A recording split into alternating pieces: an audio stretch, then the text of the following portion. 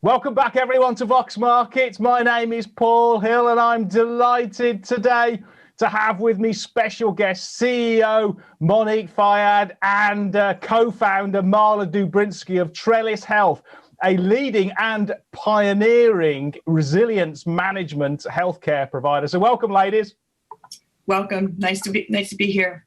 I don't suppose, just for the benefit of investors, I don't suppose you give us a quick overview of what the business does and its history. I guess it's a partnership between Mount Sinai and EKF Diagnostics that with the intention of IPOing on AIM in early 2021. Yes, that's correct, Paul. So what Trellus is, we're a resilience-driven connected health solution. So we were built out of an incubated initiative out of Mount Sinai that Marla and her co-founder, Laurie Kiefer, had worked on for several years. And then the company was actually formed officially in August of this year. And we're currently building out our platform and our business with the aim of doing an IPO in 2021. And what do you actually mean by resilience management? I've got a bit of experience in here because I'm a long-term sufferer of Crohn's and fibromyalgia, which are sort of like chronic diseases. And I've been through all the NHS therapeutic pathways and unfortunately came up with a blank. I was one of the 50%, the small 50% who the drugs didn't work. I went through steroids and then I went through anti-inflammatories and even the top drug, Humira. So I've got a bit of sort of like past on this one. Can you just take us through what you mean in terms of resilience management healthcare? Right. So I'm sorry to hear that and your story, and you know directly kind of said the challenges that these patients face. So there's a very high prevalence of depression and anxiety and other behavioral health issues associated with inflammatory bowel diseases, maybe more so than some of the other chronic diseases. And it's been proven through numerous studies that this can lead to higher rates of surgery and disease digression, as well as just overall quality of life challenges. So what we've learned from the experience of Marla and our other co-founder, Dr. Kiefer, at the Mount Sinai IBD Center is that when you approach the disease holistically, that is addressing it from a very tight control clinical perspective, but also a very tight control behavioral and mental health perspective, and build resilience in patients. They have now proven that if patients have improved resilience, that their outcomes are significantly improved, and also the associated costs of that are therefore reduced. So I can speak to the specifics of the study that was just recently announced at the American College of Gastroenterology. But basically what we're doing is taking the approach that Marla and Laurie have utilized at the Mount Sinai IBD Center and scaling it out, in the U.S. and then globally, in order to enable access to all IBD patients to have this, kind of gold standard of clinical care, but also resilience care. And the way that we do the resilience assessment is based on the methodology that Dr. Kiefer has built over the last 20-some years as a psychogastroenterologist in terms of screening patients across 5 psychosocial dynamics in order to identify those patients with least resilience, and then we put in targeted playbooks to build resilience over time.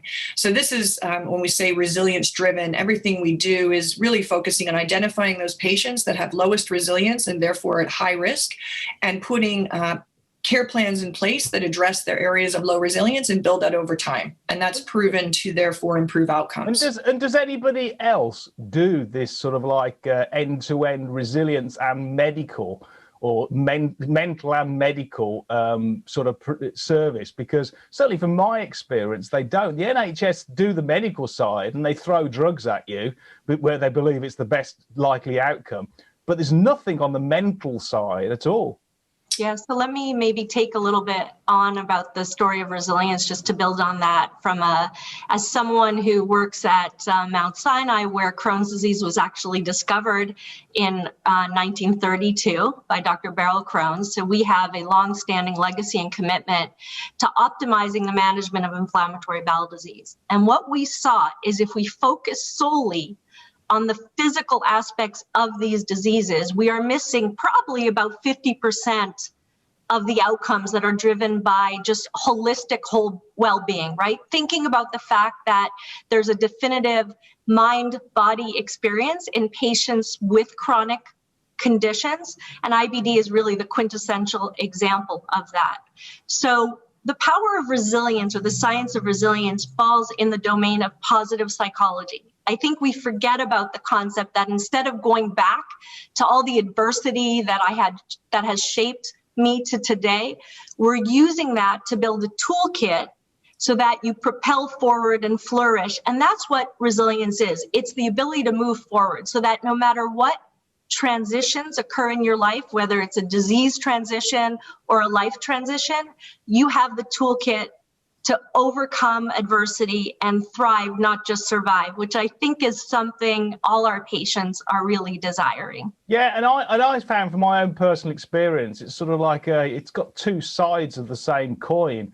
The first bit is that if you're more stressed and you're trying to treat the condition, it gets worse, particularly from IBD and Crohn's.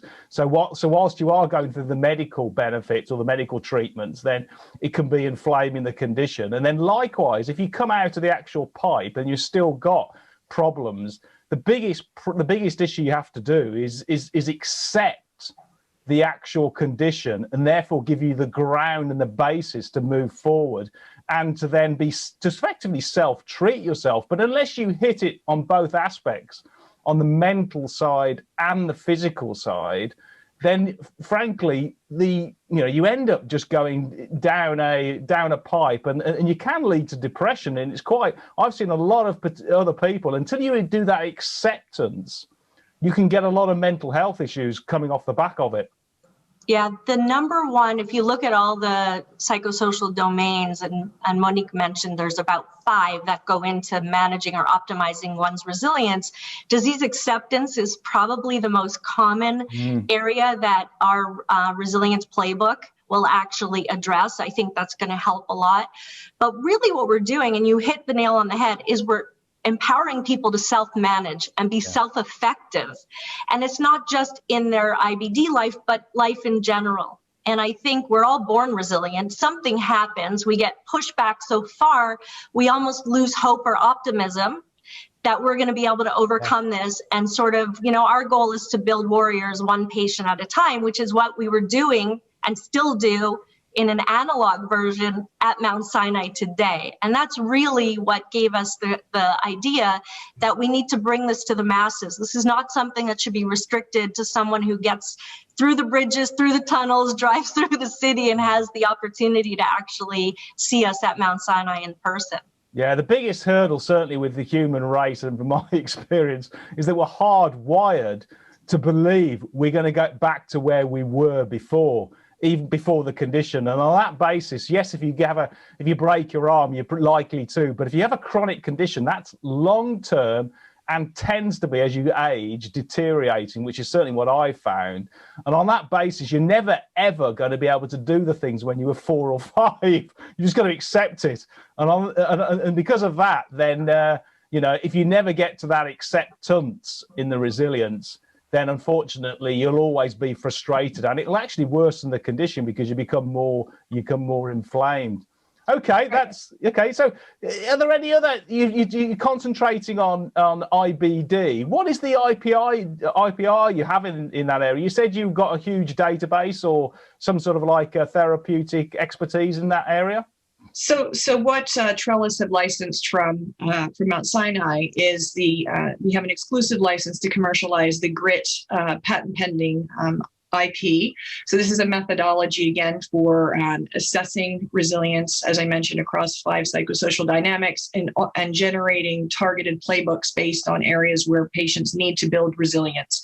So again, this is not just one of the the generic psychiatric kind of or psychologic anxiety depression screeners. This is a very thorough assessment of resilience, and we've developed it into a digital prototype so that we can actually scale it. So this is taking the work and the thinking that Laurie Kiefer would do with her patients to assess them, putting it into an automated system, and then being able to scale that out to treat many, many patients. So how do you scale it, Monique? Is that through basically telehealth?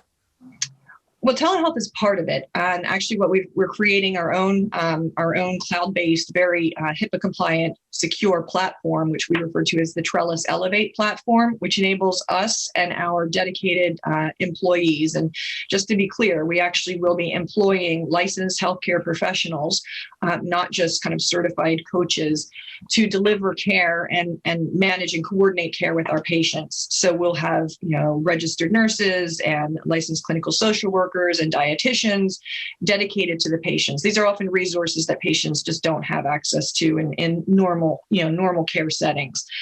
That Trellus Elevate platform will enable us to communicate with our patients and also to communicate with our patients' GI providers. So we're not here to disintermediate the GI providers by any means. That clinical care and that relationship between the patient and their GI doctor is extremely important. What we do as Trellus is we complement that with all of the multidisciplinary support resources that are necessary. All of our care, all of our clinical care is delivered via telehealth.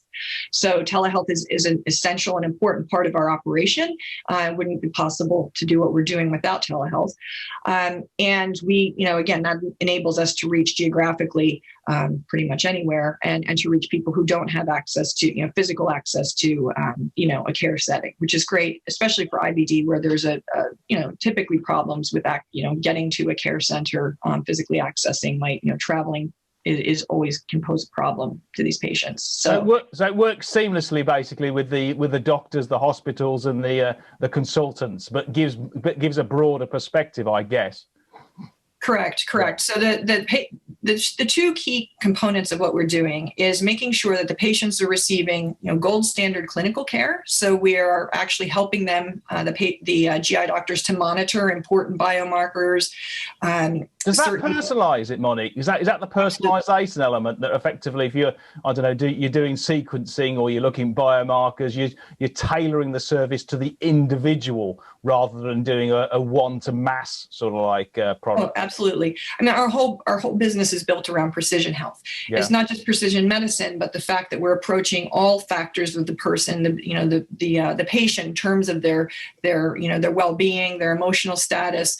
And then we can also, through certain tools, we can target and evaluate patients in terms of how they're likely to respond to certain therapies. And Marla has done a tremendous amount of work on, precision dosing of biologics, and making sure that there's tight control and tight monitoring of patients based on how they're individually responding to therapies. So I don't know, Marla, maybe you could speak a little bit more about the precision medicine side of this. Sure. Yeah. Thanks. Yeah. So I think it's really interesting, as I'm hearing you talk about sort of, what we've been able to do is we've realized that there are patterns that patients have that we could detect early before they actually end up in the emergency room or in hospital because the patient was flaring and we weren't notified of it until typically when patients are that sick. They try and self-manage in between, but the disease just keeps going. So by being able to actually monitor using blood markers or stool markers to detect what we call disease drift, meaning you're on a road, you start to drift off, and we want to be able to catch you before you sort of fall off the road, right? That concept of bringing you right back on the track that you were before. And one of the elements of precision health is also, as Monique mentioned, is that a lot of our therapies, you mentioned Humira, which is a form of a biologic or a monoclonal antibody, whereby every one of us would have a different dose or need of a different dose. And unless you know that, most patients will eventually stop responding to it if you don't adjust the dose in real time. I do want to note that, part of why I think Trellus is so important to all stakeholders in care is the fact that we've shown two very important things from a scientific perspective. First, we've shown that patients who are more resilient have less anxiety and depression. And if they started, let's say, at time 1, and then we put them into the GRIP program and we remeasure anxiety and depression scores, we significantly reduce that, which is tremendous. We also have shown that it lowers the rates of surgeries in Crohn's patients. And we've also shown that, of course, there's better quality of life when you feel like a warrior. That's one aspect of what resilience has seen in our IBD patients. But the thing that really set us into the notion that we're going to make a change for the patients who are suffering with IBD and other chronic conditions is the data we just presented at our national meeting. It was in the plenary session at the American College of Gastroenterology. And it highlighted that when you take patients who have low resilience, you do an intervention, which you apply our playbook, which is part of the license the patent that, and the proprietary technology we Trellus licensed from Sinai. Within a 6-month period of time, you actually reduce the amount of ED visits and hospitalizations by close to 90% just within the year after you've started the GRIT program. And you compare that to the year before you started the GRIT program. So that, to me, really set the foundation as to why we can help those who pay for healthcare, those who deliver healthcare, and those that seek healthcare. And how much does it typically save, Marla, as in terms of sort of, I mean, it sounds as though it's one not only saves money, but saves a lot of time as well. I can remember when I did the NHS, it took me 2 years to get a diagnosis to come out, and it cost, unfortunately, the healthcare providers hundreds of thousands of pounds, but in diagnosis, in CT scans and MRIs, and to go through sort of like, Humira isn't exactly cheap. It's sort of like a £10,000 a year type of drug. Yeah, so if you take an IBD patient, Crohn's and UC on average, because Crohn's does cost a little bit more, it's around $25,000 a year, let's say, to manage a patient, combine medical costs as well as pharmacy costs. At least in the US, we have that difference in sort of what provides the cost breakdown. And what you can see from our data that we can actually lower that cost by about 90% in those that have tremendous cost or healthcare utilization, because when you are anxious, when you are isolated, and COVID was a perfect example of the fact that patients were isolated, may not have been able to get a hold of their physician and was continuing to flare, we'd be able to provide real-time monitoring and real-time interaction to help connect the patient to the provider, so that if they are having maybe what we call an abdominal panic attack, or the pain that they're having is just like the pain they had 2 weeks ago, and we remind them that they had their CT scan, it didn't show anything. Let's work on using, for example, cognitive behavioral therapy to help manage, as a tool to help manage, so that we don't have you going to the ED, waiting for your doctor to come around, another CAT scan, maybe inappropriate use of opioids, which is a big problem both in the UK and the US.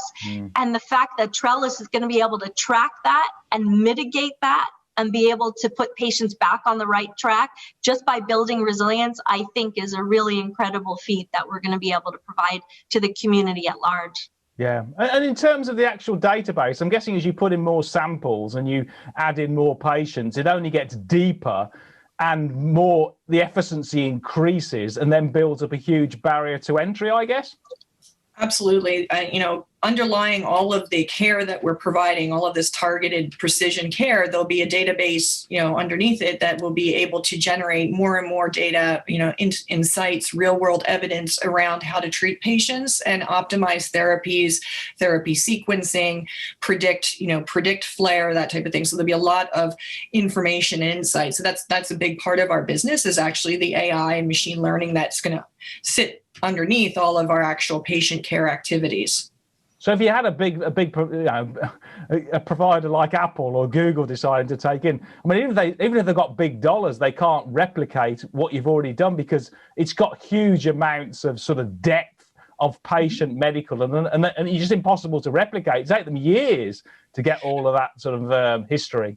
Right. And it's not just, there are companies that are attempting to extract data from electronic health records in order to, consolidate it and try to do machine learning. But what's interesting about Trellus is we'll actually know why patients stopped doing a certain thing. We'll know why they stopped a therapy or they didn't adhere to a therapy. Yeah. So you're not just seeing a drop in that the patient stopped a therapy, but we'll know the specific reason why. Either they didn't have disease acceptance, they were afraid to do injections, the therapy failed because it wasn't properly dosed or introduced at the right time.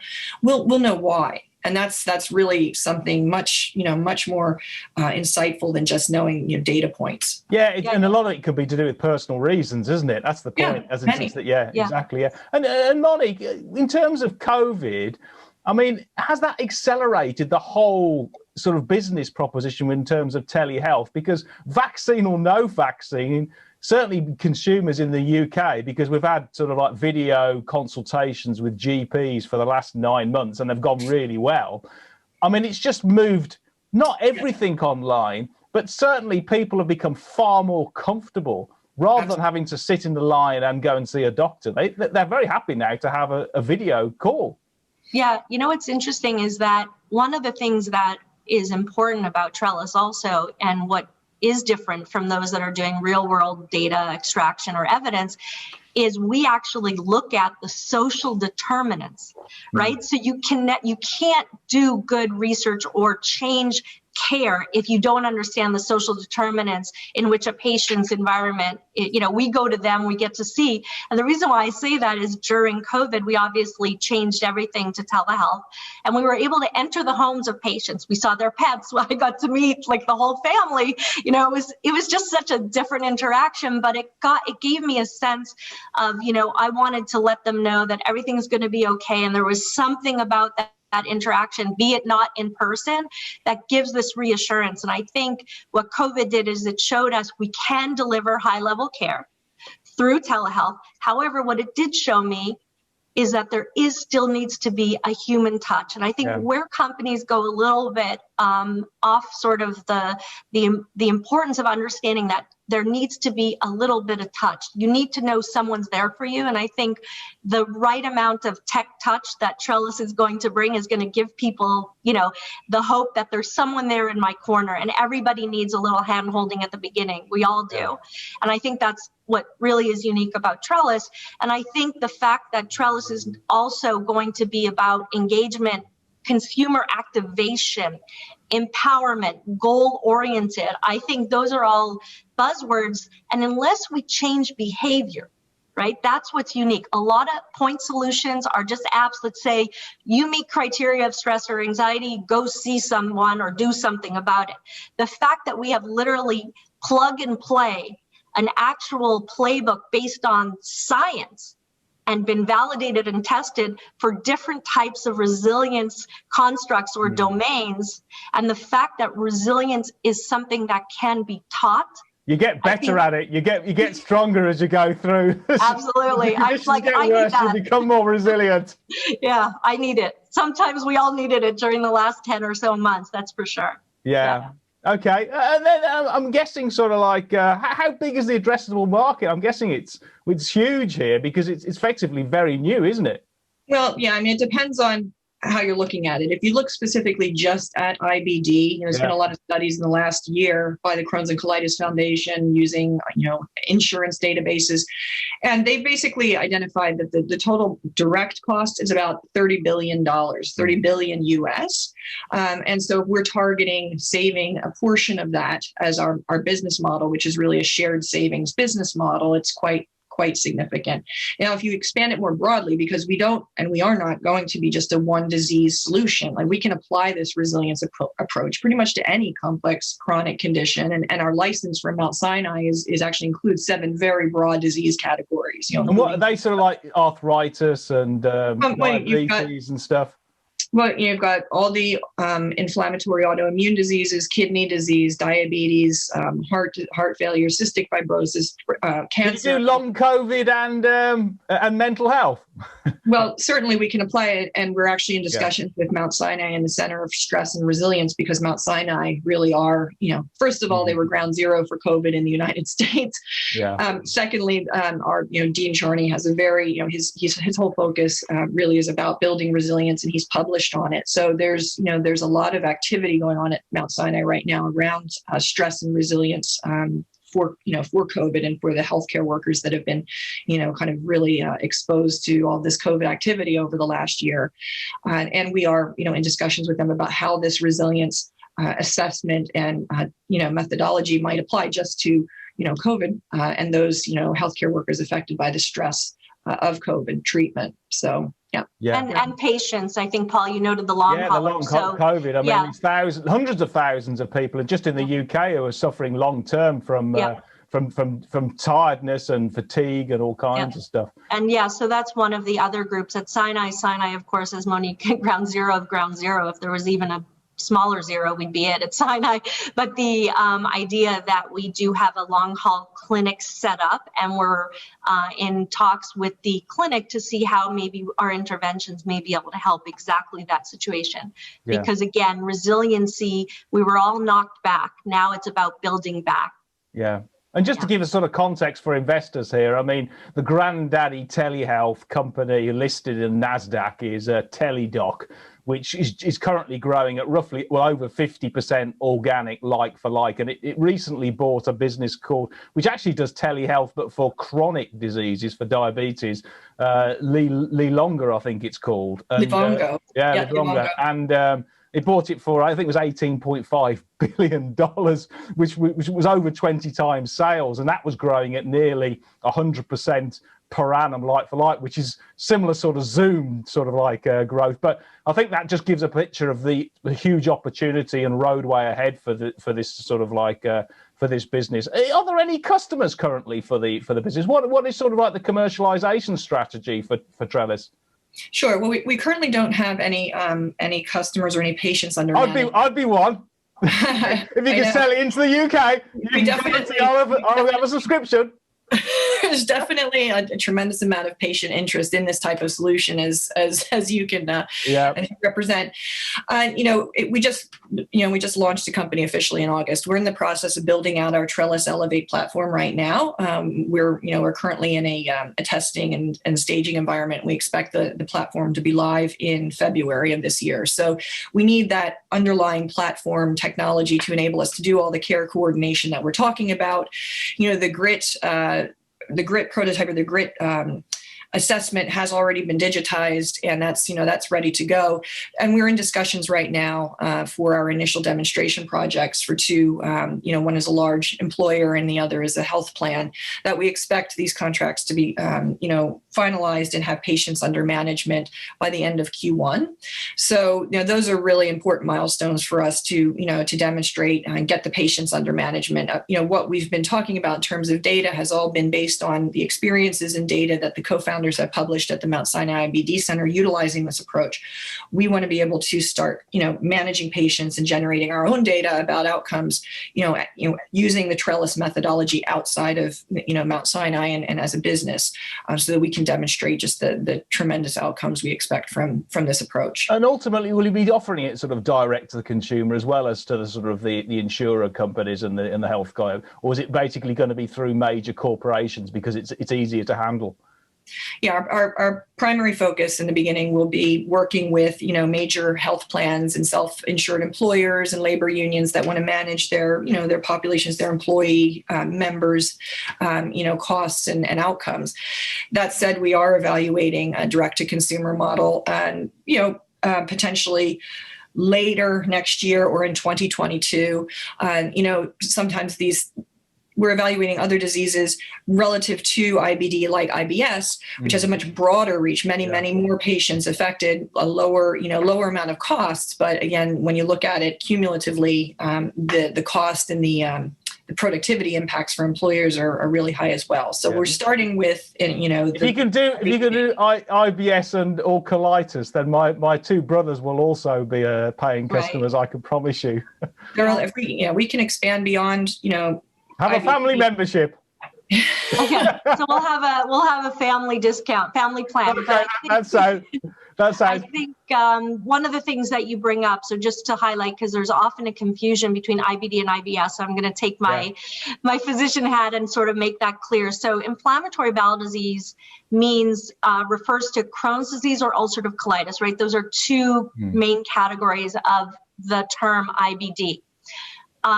This is based on genetics, actually. It is a genetic condition like diabetes, like rheumatoid arthritis, like celiac disease, other immune diseases that are genetically based. IBS, which is irritable bowel syndrome, has a completely different etiology. It is sort of, to me, the prime example of mind-gut or brain-gut. it's akin to fibromyalgia in that mind body. It falls under these disorders. And I think one thing to remember is when you have an inflammatory condition in your body, I think the body responds in many different ways, and often pain in either the GI tract or abdominal pain or muscle or joint pain, migraine, there's different ways that the body is trying to say, help my inflammation.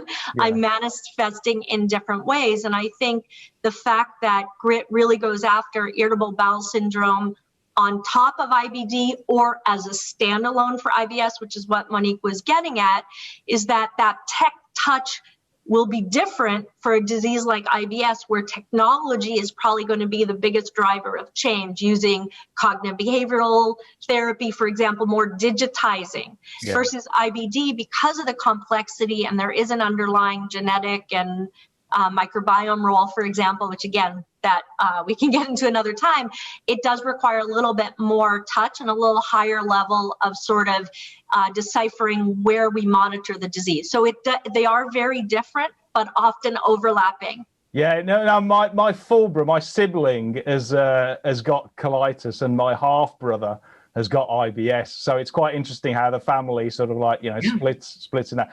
Monique, are there any regulatory approvals you need before you actually launch?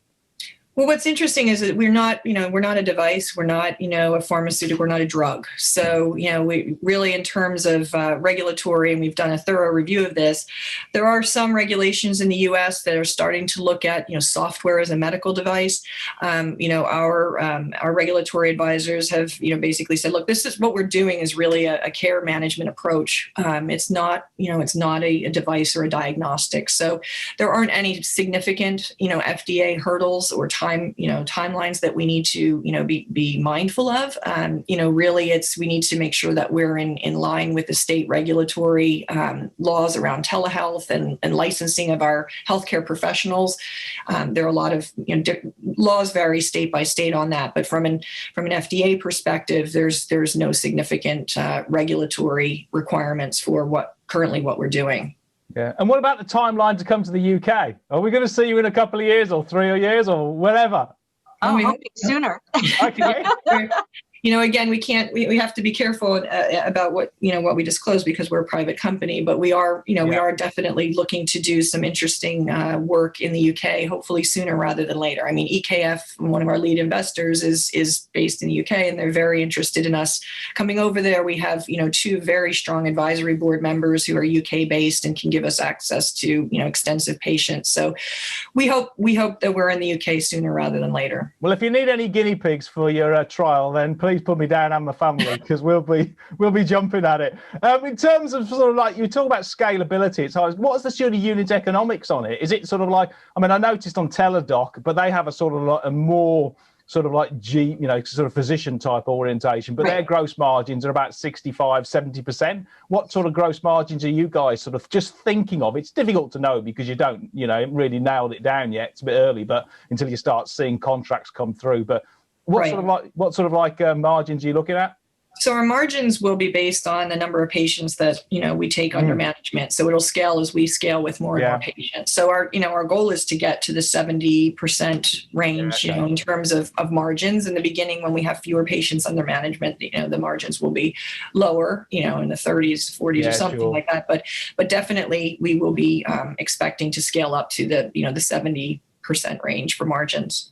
Okay, and then another thing I won't hold you to is like if you push the clock forward 5 or 6 years, or ultimately, how big can this business get to? I mean, I would cut it down a bit. Let's just assume it's just in the US, which it clearly won't be. But I mean, let's just say in the US, if you've got a $3 trillion sort of like healthcare industry or wherever it is, it's enormous, isn't it? Yeah. How big can this be across sort of like your first IBD and then, the other therapeutic areas you get into? What sort of like turnover would you, as a CEO, sort of like shoot the lights out for in 5 or 10 years? Oh, we're talking 5 to 10 years, and we're going way beyond IBD into all these other disease categories, where resilience is necessary. And you could even take it beyond where just resilience in general for healthcare and well-being. You're talking multi-billion dollars. Yeah. Okay. Yeah. Teledoc is already on and $1.3 billion revenue, and it's aiming to put another 50%, 60% on that this year. And they're just a telehealth platform per se, you know what I mean? Yes, they are. They are. So they're not an approach. They're not, not using any unique, They're just a facilitator, aren't they? Right. But having said that, that brings huge productivity gains in telehealth. Never mind the actual expertise they're delivering, which is not much actually. It just comes from the GP. Yeah. Right. I mean, imagine us being able to sort of take a platform and plug in the expertise around, the behavioral health aspect of chronic conditions, that you're combining that, you're actually taking expertise and delivering it through a platform that has telehealth capabilities. So again, it's sort of another layer or a step beyond just how you're delivering or communicating with patients. Yeah. Well, I don't want to do the heavy lifting for your advisors who are going to help you go through the IPO process. But let's just hypothetically imagine that you do $100 million of dollar turnover in 5 or 10 years time, and frankly that could be pretty small. But these type of businesses, I mean, you've got Teladoc, which is currently trading anywhere between 15 to 25 times sales. I mean, if you let's just do a modest 10 times sales, you get a billion dollar business just on market cap. Hey, I don't know what the pricing is going to be, but again, not only can you add me as a guinea pig, but I'll be an interested investor as well, particularly if it's anything a bit like the ones which have preceded you guys. You've had Verici, which has come out of Renalytix with Mount Sinai, which has just it's doubled in its IPO, and then Renalytix itself about 2 years, which span out of EKF, did a terrific job. So the bar is high for you guys. Yeah, it's high, but we're very fortunate to have Mount Sinai as a strategic investor, as well as EKF, and to kind of follow in the in the process, or in the same kind of footsteps of those two companies that have done very well, and are very established, again, very strongly on science, and not just technology. Yeah. Sure. Okay, then just wrapping it up then, Monique, can you just take us through any sort of news flow or timelines that investors could watch out for? EKF, I understand, has got an AGM on, I think it's on the 10th or something, to discuss putting the distributing shares in specie for the business. What timescales are you sort of working to? So, again, I'm kind of restricted in terms of everything I can say, right? As I mentioned previously, we're looking at, our platform launching in Q1, going live, having patients under management in end of Q1, early Q2. Of course, there'll be a lot of other very interesting announcements between now and then. We have our advisory board, or some key executive hires that we're going to be announcing. So there's a lot going on right now at Trellus that we're very excited to be able to announce in the very near future. Okay, well, it'll keep you busy over Christmas, I'm sure. So so thanks very much, Marla. Thanks very much, Monique, for an absolutely fascinating interview. And please come to the UK straight after the US, because I want to use it, and so does my family. So thanks very much again. Thank you, Paul.